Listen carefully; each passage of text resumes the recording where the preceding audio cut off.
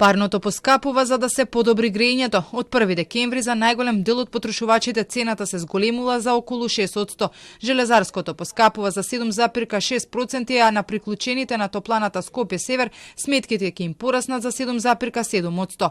Од регулаторна тврда дека компаниите кои испорачуваат топлинска енергија побарале зголемување од околу 40% и признавање на трошоците за вработување, но првиот регулатор Пислимовски тврди дека во пресметката на новата цена тие не се вкалкулирани. Вели дека овој пат цената се зголемува за ЕСМ да направи инвестиции во мрежа кои не се направени со децении и има проблеми. Оваа грејна сезона е оценија како прилично лоша со рекорден број на поплаки. За октомври и ноември пристигнале над 27.000. Сепак за подобрување на мрежата ќе се чека крајот на грејната сезона. Единствена причина за зголемувањето на цената за топлинска енергија е потребата да се инвестира во оваа дистрибутивна мрежа.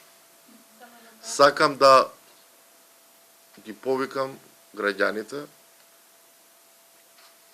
да имаат разбирање, бидејќи оваа мрежа во долги години не е инвестирано, конечно таа ја управува една државна компанија и сигурен сум дека ситуацијата со оваа мрежа во наредниот период ќе биде подобрена.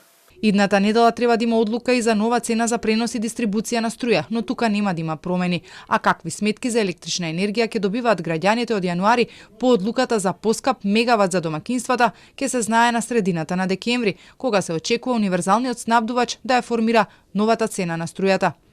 Евана Хоум како универзален снабдувач ќе направи пресметка согласно законот за енергетика и таа пресметка ќе достави на увид до регулаторната комисија за енергетика. Во меѓувреме Уставниот суд треба да одлучи дали ќе бидат укинати блоковите кои беа воведени за време на криза. Според РК, со нив се воведе дисциплина во трошењето на струјата.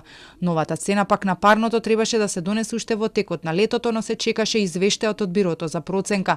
Градско грејење користат околу 60.000 домакинства, но проценките на регулаторите се ако се зголеми бројот на потрошувачи, сметките би се намалиле за околу 10%.